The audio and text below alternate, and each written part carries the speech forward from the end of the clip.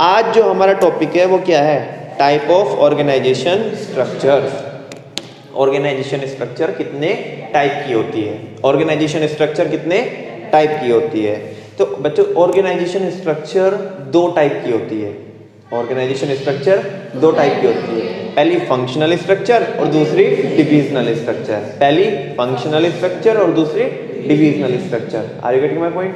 पहली functional structure और दूसरी अच्छा स्ट्रक्चर क्या होती है? भूल गए। ये स्ट्रक्चर होती है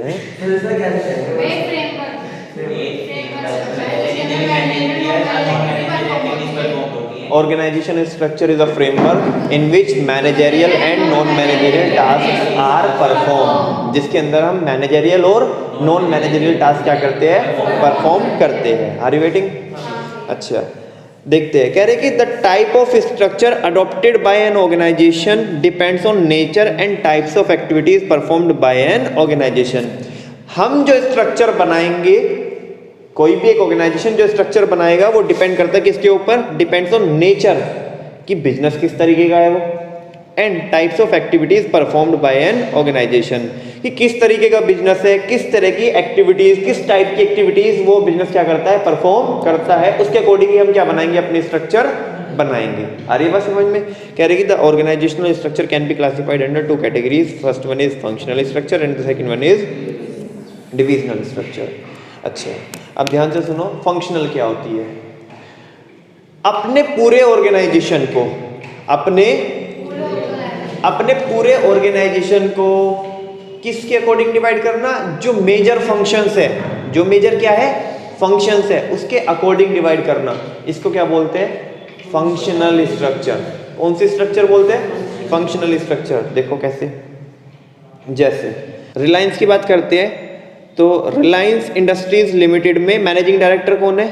मुकेश भाई अंबानी। कौन है बच्चों? मुकेश भाई अंबानी, मोटा भाई। ठीक है। अब अंबानी साहब बिजनेस कर रहे हैं, क्या कर रहे हैं? बिजनेस कर रहे हैं, लेकिन उन्होंने अपने पूरे रिलायंस इंडस्ट्रीज लिमिटेड को 6 और 7 पार्ट में डिवाइड कर दिया। ठीक है ना? एक होता है रिसर्च एंड डेवलपमेंट का काम। किसका काम होता है? रिसर्च एंड डेवलपमेंट का काम होता है। तो एक डिपार्टमेंट वो बनाया और उसका एक हेड बना दिया, कौन? Research and development manager. आ रही बात समझ में? इसी तरीके से जो पैसा संभालेगा, है ना, वो फाइनेंस डिपार्टमेंट बनाया और उसको फाइनेंस डिपार्टमेंट को हैंड ओवर कर दिया फाइनेंस मैनेजर को। Similarly purchase manager, production manager, marketing, sales, human resource manager. एक ऑर्गेनाइजेशन के अंदर परफॉर्म होने वाली ये मेन एक्टिविटीज है, ये मेन फंक्शंस बोल सकते हो, मेन एक्टिविटीज बोल सकते हो, मेजर फंक्शंस बोल सकते हो। मेजर मतलब जो बड़े फंक्शंस है। अब देखो हमने अपने पूरे ऑर्गेनाइजेशन को 2 और 2 4, 2 6 और 1 7 पार्ट में क्या कर दिया? डिवाइड कर दिया। फंक्शनल फॉर्मेनशिप के जैसी हो गई। अच्छा फंक्शनल फॉर्मेनशिप में क्या होता है? फंक्शनल फॉर्मेनशिप में जो सुपरवाइजरी लेवल होता है वहाँ से स्टार्ट होती है, वो वहाँ पे लगती है। ये जो स्ट्रक्चर है ये टॉप लेवल से स्टार्ट होती है, वो नीचे से स्टार्ट होती है। वो फंक्शनल फॉर्मेनशिप एक टेक्निक है, ये कॉन्सेप्ट है। ठीक है, सुनो। तो कह रहे हैं कि हमने अपने ऑर्गेनाइजेशन को बड़े फंक्शंस के अकॉर्डिंग डिवाइड कर दिया। किसके अकॉर्डिंग डिवाइड कर दिया? बड़े फंक्शंस के अकॉर्डिंग, यानी कि जो मेजर फंक्शंस है, जो मेजर एक्टिविटीज है, उनके अकॉर्डिंग डिवाइड कर दिया। जैसे रिसर्च एंड डेवलपमेंट करना अपने आप में एक बड़ी एक्टिविटी है ना। हम रिसर्च करेंगे कि मार्केट में क्या चल रहा है ना, फिर वो प्रोडक्ट क्या करेंगे? डेवलप करेंगे। ठीक है। और फाइनेंस मैनेजर क्या करेगा? पैसा संभालेगा। फाइनेंस डिपार्टमेंट क्या करेगा? पूरे फंड्स को संभालेगा। हाँ बोलो। ठीक है। और सारे भी जितने भी डिपार्टमेंट है उनको क्या अलॉट करेगा? फंड्स अलॉट करेगा। परचेज मैनेजर किस में हेल्प करेगा? परचेज करने में, है ना। वो भी किस रेट पे? महंगे रेट में, सस्ते रेट में, मतलब जो कंपनी के लिए सबसे बेस्ट कोटेशन हो सके, है ना, उसमें मतलब वो कंपनी के इंटरेस्ट में काम करेगा। ठीक है। प्रोडक्शन मैनेजर ये इंश्योर करेगा कि कोई भी रॉ मटेरियल वेस्ट ना हो रहा हो, है ना, प्रॉपर टाइम से क्या हो रहा हो, जो प्रोडक्शन है वो कंप्लीट हो रहा हो। ठीक है। मार्केटिंग मैनेजर क्या करेगा? मार्केटिंग कैंपेन चलाएगा, है ना, कम से कम पैसों में ज़्यादा से ज़्यादा लोगों तक अपने प्रोडक्ट को हम कैसे पहुंचा सकते हैं, है ना, उसकी अवेयरनेस कैसे क्रिएट कर सकते हैं, वो सारी चीज़ें। सेल्स मैनेजर क्या करेगा? सेल करने में हेल्प करेगा, ठीक है ना। और ह्यूमन रिसोर्स मैनेजर लोगों को हायर करेगा, है ना, जो हमारी वर्क फोर्स है, जो हमें एम्प्लॉयज़ चाहिए, जो स्टाफ चाहिए, उनको रिक्रूट करेगा। आ रही है बात समझ में? तो अपने देखो पूरे ऑर्गेनाइजेशन को, रिलायंस को हमने 7 पार्ट में डिवाइड कर दिया। बड़े फंक्शन, सॉरी मैंने कितने बोले, 4, 5 और 2 7, मैंने ऐसे बोले 7 फंक्शंस में क्या कर दिया हमने, डिवाइड कर दिया रिलायंस को, है ना। और ये बड़ी बड़ी एक्टिविटीज है, क्या है, पिद्दी पिद्दी एक्टिविटीज नहीं है, बड़ी बड़ी एक्टिविटीज है।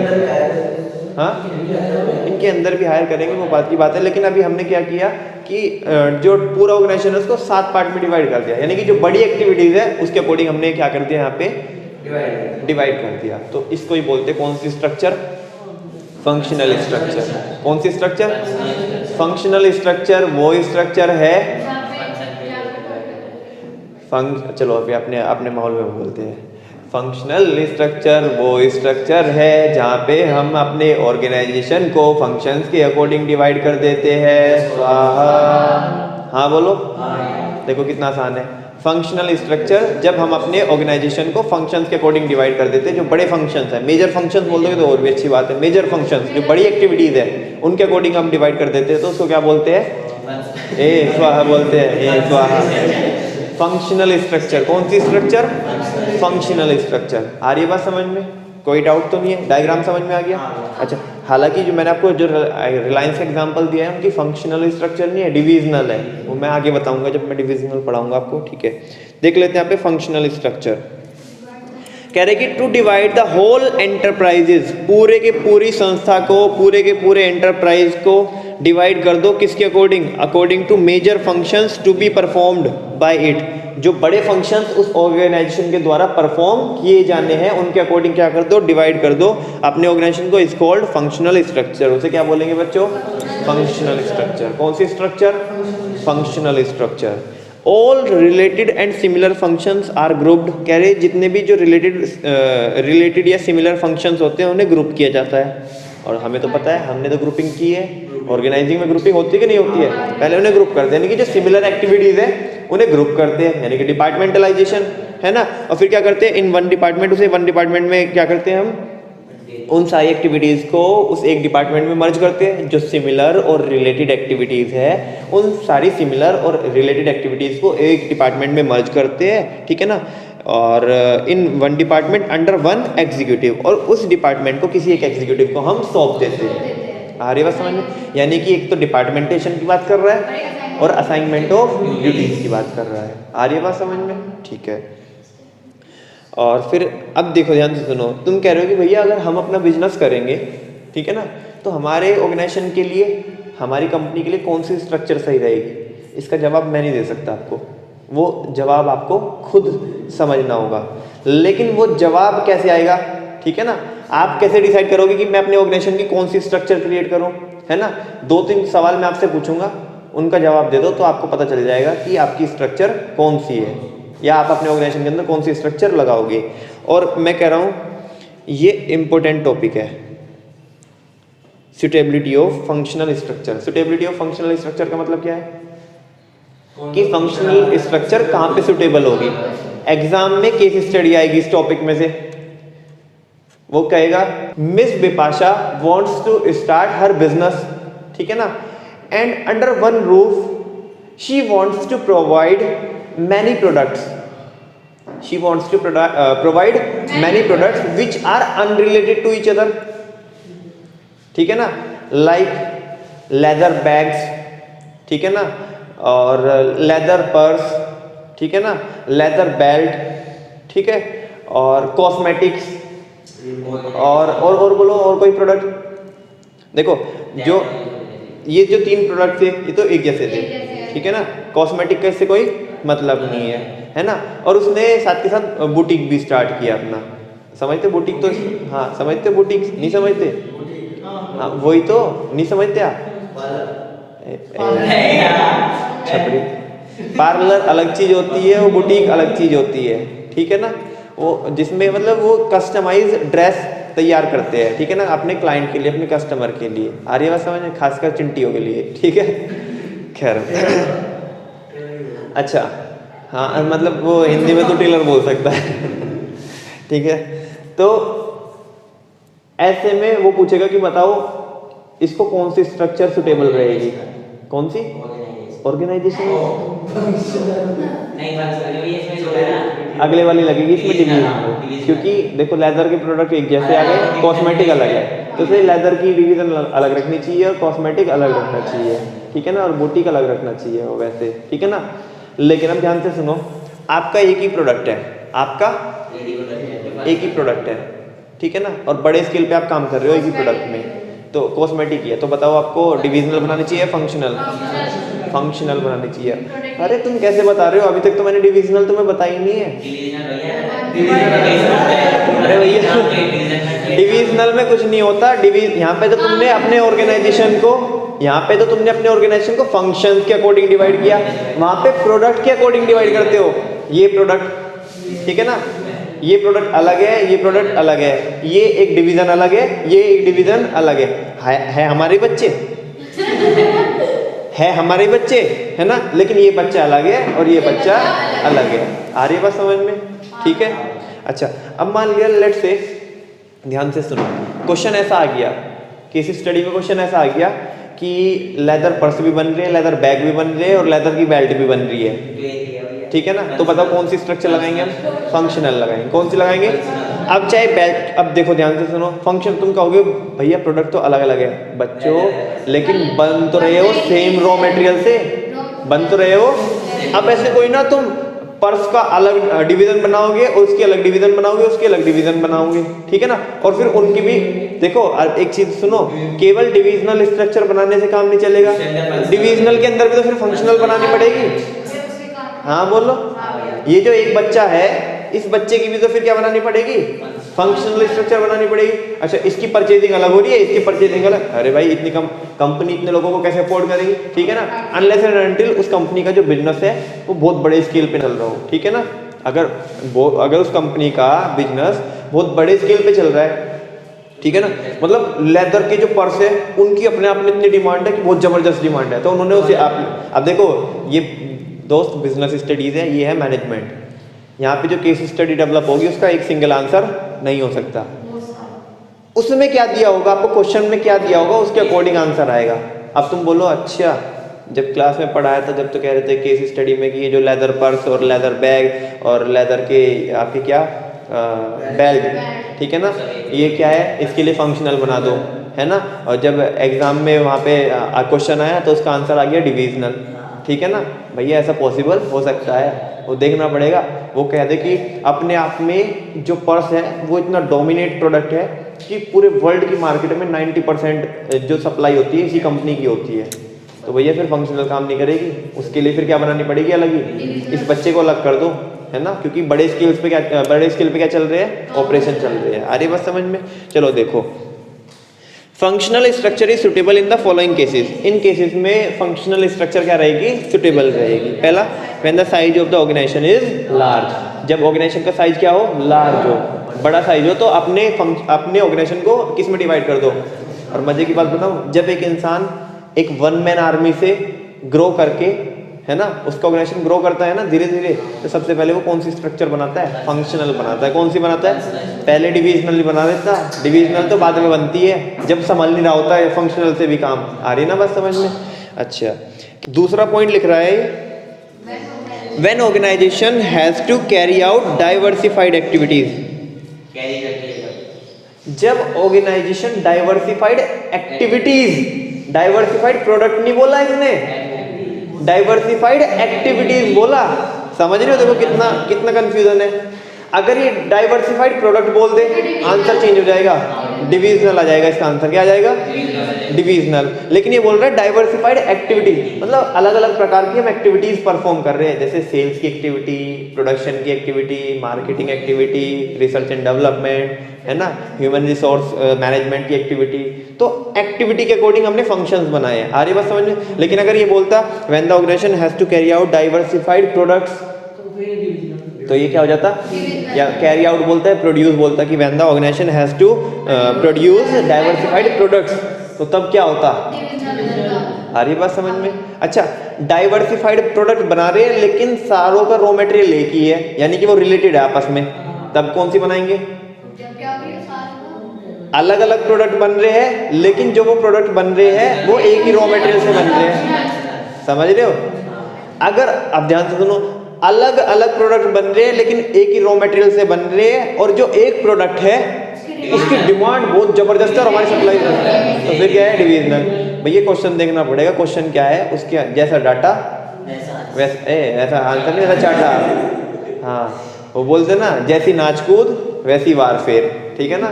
तो जैसे ही क्वेश्चन में डेटा दिया होगा वैसे ही उसी के अकॉर्डिंग हम क्या मारेंगे? चाटा मारेंगे। आ रही बात समझ में? इसका कोई एक सिंगल आंसर नहीं हो सकता, वो तुम्हें देखना पड़ेगा कि उसकी वर्डिंग कैसी है केस स्टडी की, ठीक है भैया। केस स्टडी तो होती नहीं हमारे से, सॉल्व भी नहीं होती।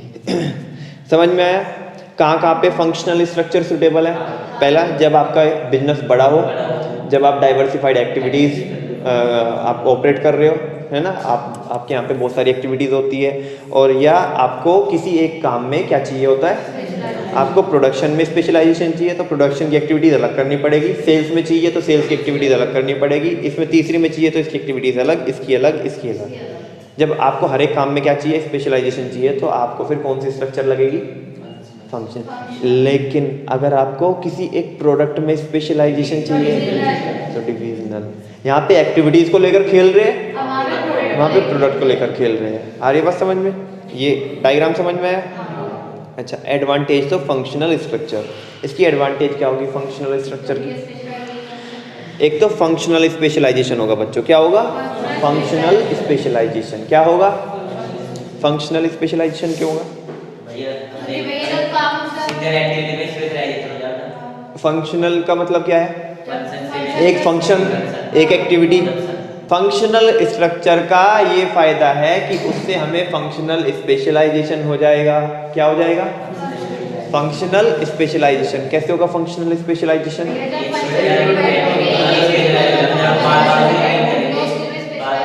जब हमने अपने ऑर्गेनाइजेशन को 7 पार्ट में डिवाइड कर दिया और हर एक डिपार्टमेंट वाले केवल अपने ही डिपार्टमेंट की एक्टिविटीज परफॉर्म कर रहे हैं, ठीक है ना, तो उन्हें अपने डिपार्टमेंट का, अपने फंक्शन का स्पेशलाइजेशन तो होगा।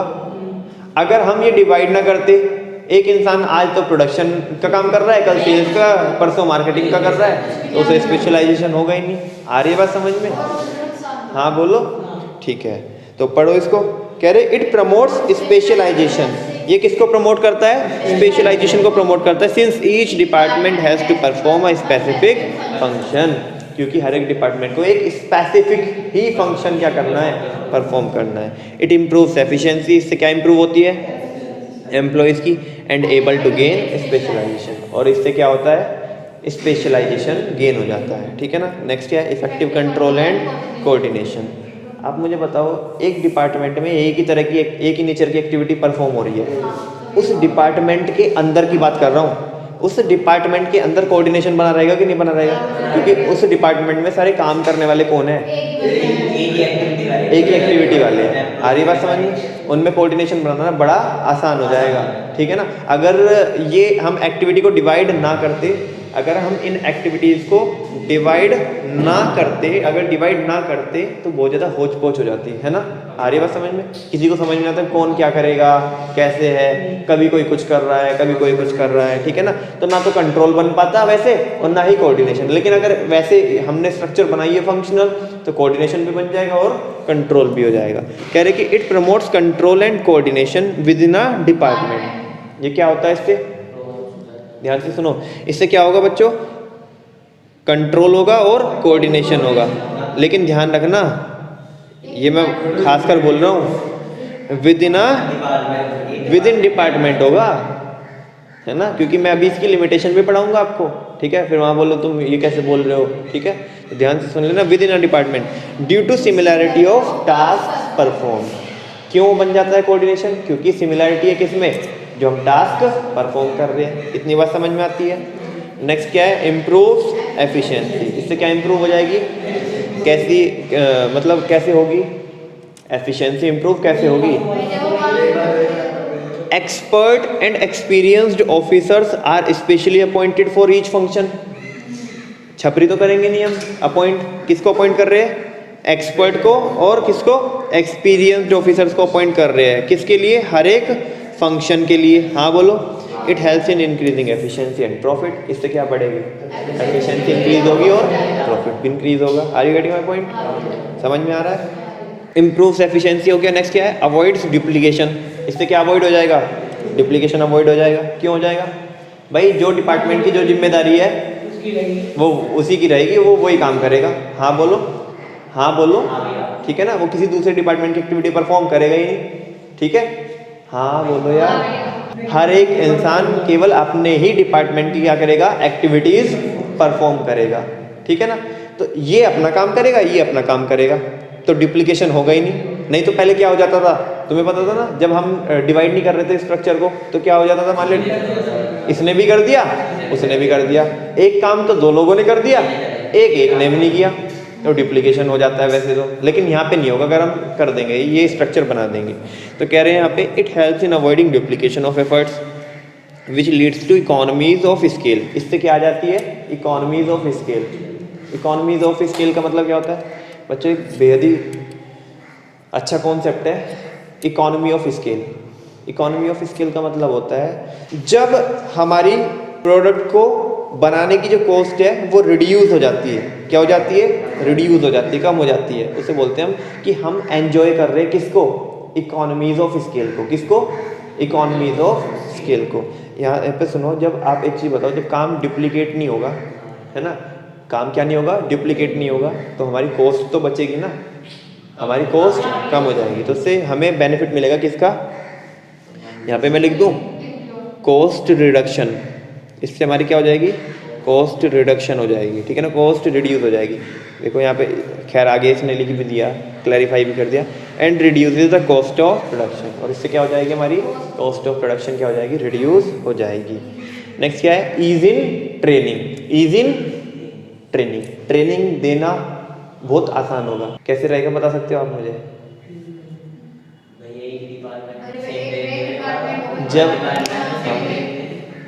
जब एक डिपार्टमेंट है, एक डिपार्टमेंट में एक ही एक्टिविटी के करने वाले क्या है, लोग हैं, तो उन्हें ट्रेनिंग देना भी क्या रहेगा, आसान रहेगा, क्योंकि हमें उन्हें लिमिटेड ट्रेनिंग देनी है उसी डिपार्टमेंट की।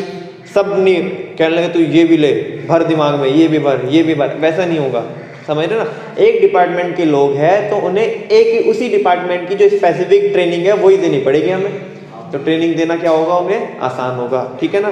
तो कह रहे it makes training of employees easier. इससे क्या हो जाएगा, एम्प्लॉइज को ट्रेनिंग देना इजी हो जाएगा। As focus is only on limited range of skills, क्योंकि फोकस केवल किस पे है, लिमिटेड रेंज ऑफ स्किल्स पर। किस पर है फोकस, वो एक डिपार्टमेंट की जो स्किल्स है उसी के लिए हमें क्या देनी है, केवल ट्रेनिंग देनी है। दूसरे वाले अपना खुद देखेंगे, तीसरे वाला डिपार्टमेंट अपना खुद का देखेगा, ठीक है ना।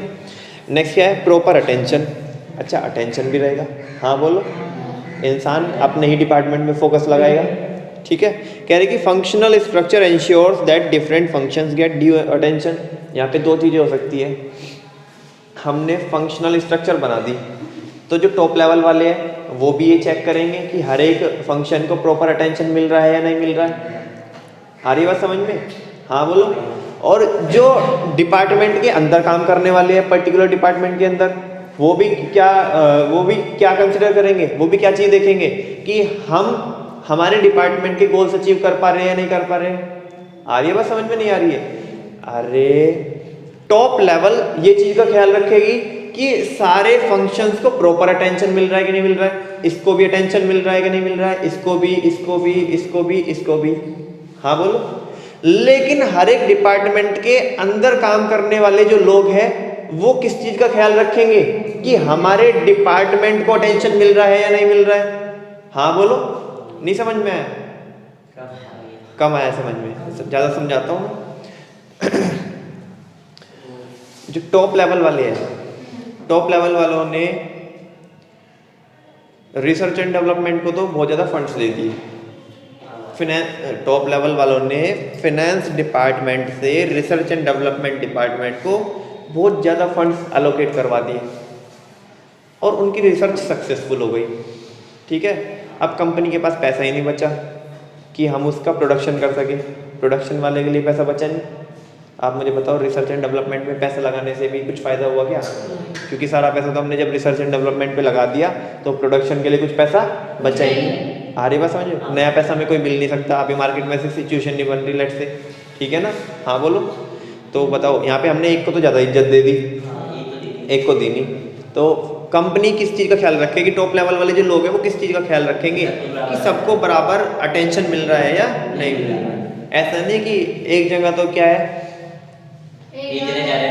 हाँ, एक जगह तो रोशनी ही रोशनी है और एक जगह अंधेरा ही हो रहा है, ठीक है ना? तो टॉप लेवल वाले इस चीज़ का ख्याल रखेंगे कि हर जगह जितनी ज़रूरत है, जितनी ज़रूरी है, उतना बराबर रोशनी हर डिपार्टमेंट में जारी है या नहीं जा रही है, यानी कि प्रॉपर उन्हें अटेंशन मिल रहा है या नहीं मिल रहा। आ रही है बात समझ में? ठीक है। अच्छा, एक तो ये पॉइंट हुआ। इसी को अब समझो, यहाँ तो टॉप लेवल वाले ख्याल रख रहे थे सबका। अब जो एक डिपार्टमेंट के अंदर जो लोग हैं वो भी तो अपने डिपार्टमेंट का ख्याल रखेंगे, ठीक है ना? कि हमारे डिपार्टमेंट को अटेंशन मिल रहा है नहीं मिल रहा है, ठीक है ना? हम एक्टिविटीज़ अच्छे से परफॉर्म कर रहे हैं नहीं कर रहे। जो मैनेजर है उस डिपार्टमेंट का वो ये चेक करेगा कि हमारे डिपार्टमेंट के अंदर या मेरे डिपार्टमेंट के अंदर सभी लोग प्रॉपरली काम कर रहे हैं कि नहीं कर रहे हैं। तो ये फ़ायदा होगा, proper attention. Functional structure ensure that, functional structure ये एंश्योर करती है different functions get due attention, की जो अलग अलग फंक्शन है उन्हें प्रॉपर अटेंशन मिल रही है या नहीं मिल रही है। ड्यू का मतलब क्या होता है? प्रॉपर अटेंशन उन्हें मिल रही है या नहीं मिल रही है, ठीक है ना? हाँ बोलो। अच्छा, अब बात करते हैं किसकी? डिसएडवांटेज की। इसकी बात करते हैं। बहुत देर हो गई हमें ना, बहुत देर हो गई ना हमें। इसकी एडवांटेज पढ़ते पढ़ते ये फंक्शनल स्ट्रक्चर, वो फंक्शनल स्ट्रक्चर, ये कर देगी, ये वो कर देगी। अब इसे नीचे उतारेंगे, आजा नीचे आ, धीरे धीरे करके, ठीक है ना? चलो, इससे क्या बन जाते हैं? फंक्शनल एम्पायर बन जाते हैं। क्या बन जाते हैं? Functional empire. हमने अपने ऑर्गेनाइजेशन को किस में डिवाइड कर दिया? फंक्शंस में डिवाइड कर दिया। किस में डिवाइड कर दिया? फंक्शंस में डिवाइड कर दिया, ठीक है ना? जो हर एक डिपार्टमेंट है, हर एक डिपार्टमेंट का जो मैनेजर है ना, उसे केवल किसके गोल्स अचीव करने हैं? अपने डिपार्टमेंट के। और वो किसको भूल जाता है? ऑर्गेनाइजेशनल गोल्स को भूल जाता है। किसको भूल जाता है? कह रहे कि पूरे ऑर्गेनाइजेशन को हमें ख्याल ही नहीं है, उसका ख्याल ही नहीं रखना है। हमें तो केवल किसका ख्याल रखना है? अपने डिपार्टमेंट का ख्याल रखना है। ध्यान से सुनो, मैं समझाता हूँ आपको फंक्शनल एम्पायर कैसे बनते हैं। जैसे कि हुआ क्या कि प्रोडक्शन डिपार्टमेंट का, और ये एग्जांपल मैंने पहले भी दिया हुआ है आपको, कोऑर्डिनेशन में दिया हुआ था, ठीक है ना? कोऑर्डिनेशन बिगड़ जाएगा, वहाँ पे मैंने एक एग्जांपल दिया था, यहाँ पे फिर दे रहा हूँ वो एग्जांपल, क्योंकि ये एग्जांपल इतना अच्छा है कि कई सारे कॉन्सेप्ट में फिट हो जाता है और बच्चे को कम शब्दों में बात भी समझ में जाती है। जो प्रोडक्शन डिपार्टमेंट है उसने साल के शुरू में अपने टारगेट सेट किए कि हम इस बार 10 लाख यूनिट बनाएंगे। कितनी लाख यूनिट बनाएंगे? 10 लाख यूनिट बनाएंगे। और मार्केट में डिमांड भी आ रही थी, ठीक है? लेकिन अचानक से क्या हुआ कि एनवायरनमेंट चेंज हो गया। क्या हो गया? एनवायरनमेंट चेंज हो गया और मार्केट में क्या नहीं है? डिमांड नहीं है, जिसकी वजह से सेल्स क्या हो गई?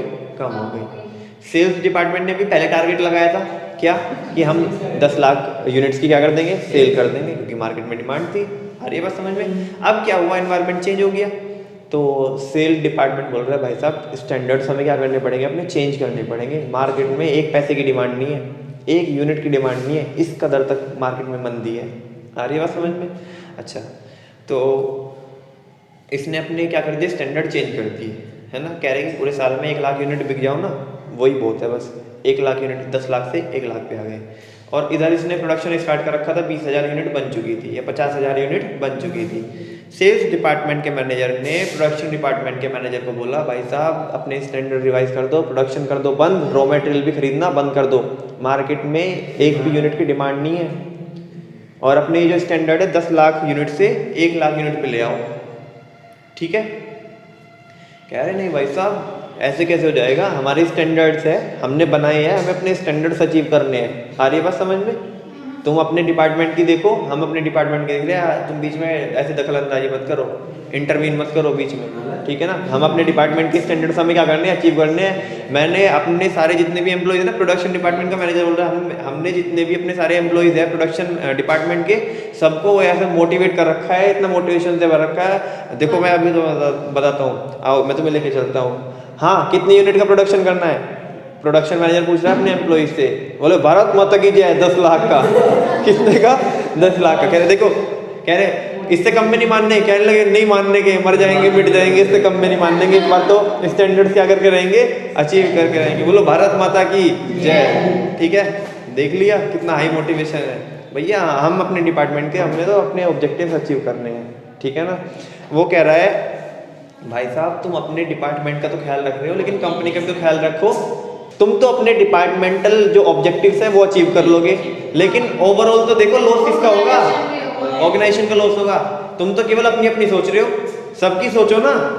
तो देखो यहाँ पे क्या बन गए, फंक्शनल एम्पायर बन गए। क्या बन गए भाई, मेरा साम्राज्य है ये, है ना, ये एरिया मेरा है और इसमें बिल्कुल भी तुम दखलंदाजी मत करो, और मैं अपने के जो ऑब्जेक्टिव है मैं खुद ही संभाल लूंगा, खुद ही उन्हें क्या कर लूंगा, अचीव कर लूंगा, ठीक है ना।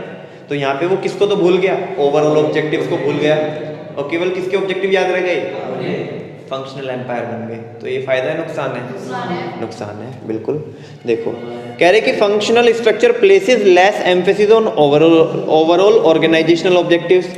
फंक्शनल स्ट्रक्चर क्या करती है, कम तवज्जो देती है, कम इंपॉर्टेंस देती है, ठीक है ना, किसको, ओवरऑल ऑर्गेनाइजेशनल ऑब्जेक्टिव्स को, which leads to functional empire, जिसकी वजह से क्या खड़े हो जाते हैं, फंक्शनल एम्पायर। भाई ये मेरा एरिया है, ठीक है ना, मैं अपने एरिया को खुद संभाल लूंगा। Where departmental functions are given more importance, जहाँ पे ज़्यादा इंपॉर्टेंस किसको मिलती है, डिपार्टमेंटल फंक्शंस को। आ रही है बात समझ में। नेक्स्ट क्या है, डिफिकल्टी इन कोऑर्डिनेशन। हाँ अभी तो ऊपर तो लेट लेट के कह रहे थे, ऊपर तो लेट लेट के कह रहे थे कि कोऑर्डिनेशन होता है, कोऑर्डिनेशन होता है। वहाँ पे विद इन डिपार्टमेंट था, यहाँ पे इंटर डिपार्टमेंट है। क्या है, इंटर डिपार्टमेंटल कोऑर्डिनेशन बना पाना बहुत मुश्किल हो जाएगा। इसी में देख लो, यही वाला एग्जांपल देख लो, बन रहा है कोऑर्डिनेशन, कह रहा भाई तू अपना ख्याल रख, ठीक है ना, हम अपना देखेंगे, हमारे टारगेट थे और हम उन्हें अचीव करके रहेंगे। मैं क्या करूं, मर जाऊं क्या, मैंने रॉ मटेरियल परचेज कर लिया मैंने क्या कर लिया, रॉ मटेरियल परचेज कर लिया मेरी कोई फीलिंग नहीं है, समझ रहे। मैंने और एडवांस में पैसा चला गया, भैया मैं नहीं रुकने वाला। और देखो कई बार पॉसिबल भी नहीं होता, एडवांस में पैसा चला गया है ना, और रॉ मटेरियल आ गया, मार्केट में अचानक से एनवायरनमेंट चेंज हो गया, तो करे भी क्या, है ना। तो ऐसे में कोऑर्डिनेशन बना पाना बहुत मुश्किल सा हो जाता है, ठीक है ना। तो ये इसकी क्या हो सकती है, लिमिटेशन, यानी कि डिसएडवांटेज हो सकती है। अच्छा ऊपर बोल रहे थे कि कोऑर्डिनेशन बन जाएगा, क्यों बोल रहे थे, विद इन डिपार्टमेंट की बात कर रहे थे। यहाँ पे कह रहे हैं कि नहीं बनेगा कोऑर्डिनेशन, इंटर डिपार्टमेंट की बात कर रहे हैं। किसकी बात कर रहे हैं, इंटर डिपार्टमेंट की। तो देख लो यहाँ पे कह रहे हैं कि इट में कॉज प्रॉब्लम्स, इसमें प्रॉब्लम हो सकती है इन एस्टैब्लिशिंग कोऑर्डिनेशन, क्या एस्टैब्लिश करने के लिए, कोऑर्डिनेशन एस्टैब्लिश करने के लिए, अमंग वेरियस डिपार्टमेंट्स, किसके बीच में, बहुत सारे डिपार्टमेंट, विद इन डिपार्टमेंट नहीं बोल रहे हैं, ठीक है ना, इसीलिए मैंने ये हाईलाइट किया है यहाँ पे, ठीक है ना। Since each department is dependent, क्योंकि हर एक डिपार्टमेंट क्या है, डिपेंडेंट है किस पे, दूसरे डिपार्टमेंट पे। समझ में आती है बात। अच्छा नेक्स्ट क्या है, difficult to hold accountable, difficult to hold. अब देखो इसी कहानी को आगे बढ़ाते हैं। किसी एक मैनेजर को जिम्मेदार ठहराना थोड़ा मुश्किल हो जाएगा। क्या हो जाएगा, मुश्किल हो जाएगा। क्यों हो जाएगा मुश्किल, क्यों हो जाएगा मुश्किल, सेल्स डिपार्टमेंट बोलेगा देखो अब क्या हुआ, लॉस हो गया कंपनी को, ठीक है ना, इसी एग्जांपल को आगे बढ़ा रहे, कंपनी को हो गया लॉस, और बोर्ड ऑफ डायरेक्टर ने सबकी क्लास लगाई, ठीक है ना, सारे डिपार्टमेंटल मैनेजर्स को बुलाया, बताओ ऐसा क्यों पर हुआ। मैनेजर्स क्या बोल रहे हैं, नहीं बोल के दिखाओ तुम, नहीं बोल के दिखाओ तुम, मैं जानू ना, मैं जानू ना, आज मैं बताऊंगा तुझे, डिटेल में बताऊंगा, मैं जानू ना। हाँ क्यों हुआ है लॉस, बताओ हमें क्यों लॉस हुआ है। सेल्स मैनेजर बोल रहा है, सर मैंने तो बोला था पहले कि देख मार्केट में डिमांड नहीं आ रही है और तुम क्या कहते प्रोडक्शन बंद कर दे। कह रहा नहीं, जब तो वहाँ पे दिखा, वहाँ पे मुझे ले जाके अपने एम्प्लॉय का मोटिवेशन दिखा रहा था, कह रहा है नहीं हाउस द जोश हाई, कह रहे 10 लाख तक अपनी मानने के, ठीक है। और प्रोडक्शन वाला क्या बोलेगा, प्रोडक्शन वाला क्या बोलेगा, अच्छा वो बोल रहे हैं टॉप लेवल वाले बोल रहे हैं, बोर्ड ऑफ डायरेक्टर बोल रहे हैं किससे, प्रोडक्शन मैनेजर से, हाँ भाई तेरे में तुझे हमने प्रोडक्शन मैनेजर बनाया, तेरे में कल नहीं है। जब ये मना कर रहा था तो तूने प्रोडक्शन रोका क्यों नहीं? सर मैं क्या करता, ऑलरेडी पैसा एडवांस में गया हुआ था, रॉ मटेरियल लोड हो चुका था, आधा आ चुका था, आधा रह गया था, आधा रास्ते में था, तो प्रोडक्शन बंद कर देता मैं, बंद कर देता मैं। ये तो कह रहा है ये जिम्मेदार है, ये कह रहा है उसे परचेज से मिलो, परचेज डिपार्टमेंट से, उसके मैनेजर से मिलो। कह रहा है अच्छा अब परचेज की बारी आई। परचेज वाला कह रहा है तुम टॉप लेवल कह रही है, ये कह रहा है कि तुम जिम्मेदार हो। आ रही बात समझ में? कह रहा अच्छा अच्छा अच्छा, तुम्हारा कुत्ता डॉगी, हमारा कुत्ता कुत्ता। मतलब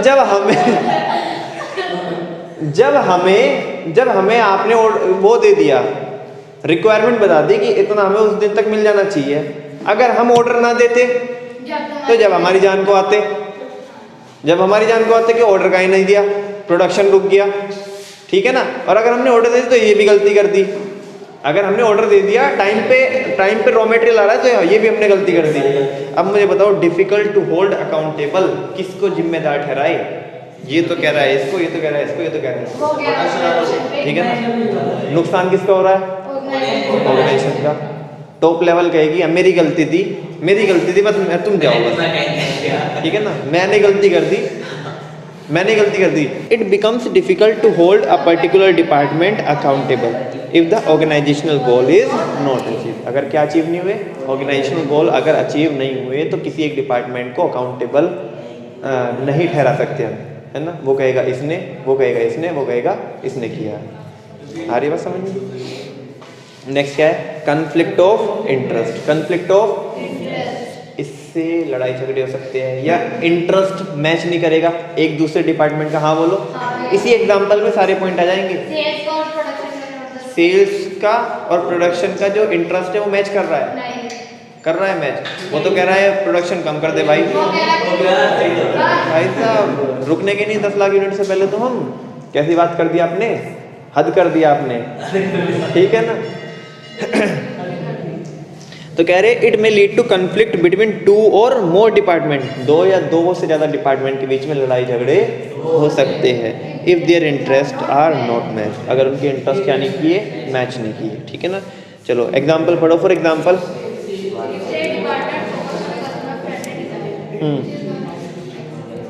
production department, then such disagreement is harmful for organization as a whole. बताओ क्या है, क्या समझ में है? मैच नहीं हो रही थी, क्यों? सेल्स डिपार्टमेंट ने बोला भाई ये डिजाइन बहुत चल रहा है आजकल मार्केट में, इस चीज़ का प्रोडक्शन होना चाहिए। प्रोडक्शन मैनेजर बोल रहा है भाई साहब भूल जाओ, इस चीज़ का प्रोडक्शन हो ही नहीं सकता, इस चीज़ का प्रोडक्शन हो ही नहीं सकता, ठीक है ना। तो अब बताओ दोनों का इंटरेस्ट मैच कर रहा है? नहीं, कोऑर्डिनेशन नहीं है। लॉस किसका होगा? ऑर्गेनाइजेशन, ठीक है ना। तो कन्फ्लिक्ट ऑफ इंटरेस्ट हो जाएंगे, लड़ाई झगड़े भी हो सकते हैं, ठीक है ना, गुटम गुट भी हो सकती है। नेक्स्ट क्या है? इनफ्लेक्सिबिलिटी। क्या है बच्चों? इनफ्लेक्सिबिलिटी। मुझे बताओ आज लेट्स से हमारे प्रोडक्शन डिपार्टमेंट में एम्प्लॉइज़ ज़्यादा हो गए, और सेल्स में क्या है? सेल्स में कम हो गए। सेल्स में बोल रहे नहीं बोल रहे हो? प्रोडक्शन डिपार्टमेंट में हमारे जो एम्प्लॉइज है वो ज़्यादा हो गए और सेल्स में कम रह गए, ठीक है। मुझे बताओ प्रोडक्शन के जो एम्प्लॉइज है वो सेल्स में ट्रांसफ़र कर सकते हैं क्या? क्यों नहीं कर सकते? उन्हें सेल्स की ट्रेनिंग ही नहीं मिली हुई है, उनको आता ही नहीं है। उन्हें हमेशा से काम किसका करा है? उन्हें स्पेशलाइजेशन किस में है? केवल अरे ट्रेनिंग देंगे तो ऐसे, एक बात तो बताओ, एक तो टाइम लगेगा और हर एक इंसान बना भी नहीं होता उसके लिए। ऐसे कोई ना, अब मैं तेरे को बोलने लगूँ कि अच्छा तू कॉमर्स में पढ़ रहा है तो कोई बात नहीं, कल से PCM पढ़ने ना, पढ़ाएंगे, हम मुझे पढ़ाएंगे। हाँ मतलब एक कॉन्सेप्ट में तुम्हें पढ़ा, मैं तुम्हें फ्रिक्शनल फोर्स का नाम क्या ले दूँ, जब तो तुम यहाँ पे तुम ऐसे लेट के जाओगे भैया साइंस छोड़ के आए, हम तो कॉमर्स ले रहे हैं, हाँ ये साइंस मत पढ़ाओ हमें, है ना, ट्रेनिंग दे दो। मतलब अपनी पे बीते तो जब तो पता चलता है, और दूसरे पे बीते तो कुछ नहीं, है ना। अपनी पे नहीं बीतनी चाहिए, भगत सिंह तो हो जाए लेकिन हमारे यहाँ ना हो, हमारे घर में ना हो, दूसरों के घर में हो जाए भगत सिंह, है ना। भगत सिंह बहुत अच्छा इंसान था लेकिन हमारे घर में ना हो, दूसरों के यहाँ हो जाए। इनफ्लेक्सिबिलिटी, तो ये जो स्ट्रक्चर है इसमें इनफ्लेक्सिबिलिटी क्रिएट हो जाती है। क्यों? क्योंकि एक डिपार्टमेंट के एम्प्लॉयज़ को आप दूसरे डिपार्टमेंट में ट्रांसफ़र नहीं कर सकते, क्योंकि आपने ट्रेनिंग उन्हें उसी डिपार्टमेंट की दी है, प्रॉब्लम आएगी, ठीक है ना। तो इनफ्लेक्सिबिलिटी, फ्लेक्सिबिलिटी तो तब होती है जब ट्रांसफ़र इजीली कर देते हैं हम, हाँ बोलो, ठीक है ना। लेकिन यहाँ पे क्या नहीं हो पा रही है, यहाँ पे क्या नहीं हो पा रही है, यहाँ पे क्या नहीं हो पाएगा भाई, यहाँ पे एम्प्लॉइज को ट्रांसफर हम नहीं कर सकते, दूसरी पोजीशंस पे नहीं भेज सकते, जिसकी वजह से क्या हो जाएगी, इनफ्लेक्सिबिलिटी। कह रहे कि इट में lead to inflexibility as employees get training of one function only, क्योंकि एम्प्लॉइज को जो ट्रेनिंग मिली है कि केवल किसकी मिली है, एक ही फंक्शन की मिली है। And functional heads are not trained for top management positions, और जो फंक्शनल हेड्स होते हैं उन्हें ट्रेंड नहीं किया जाता किसके लिए, टॉप मैनेजमेंट पोजीशंस के लिए। एज अ रिजल्ट जिसकी वजह से क्या होगा, they can't be shifted to other departments और पोजीशन, जिसकी वजह से उन्हें किसी दूसरे डिपार्टमेंट में या किस में नहीं भेजा जा सकता, दूसरी पोजीशन पर, दूसरे डिपार्टमेंट में या दूसरी पोजीशन पर नहीं भेजा जा सकता। Are you getting my point? अच्छा, डिविजनल स्ट्रक्चर नहीं पढ़ रहे, टाइम अभी तो 5 मिनट, डिविजनल स्ट्रक्चर तो पढ़ा ही दूंगा मैं। चलो, एडवांटेज उसकी डिसएडवांटेज कल पढ़ेंगे या कल ही पढ़ोगे? चलो तो कल पढ़ेंगे। थैंक यू वेरी मच बच्चों, आज के लिए बस।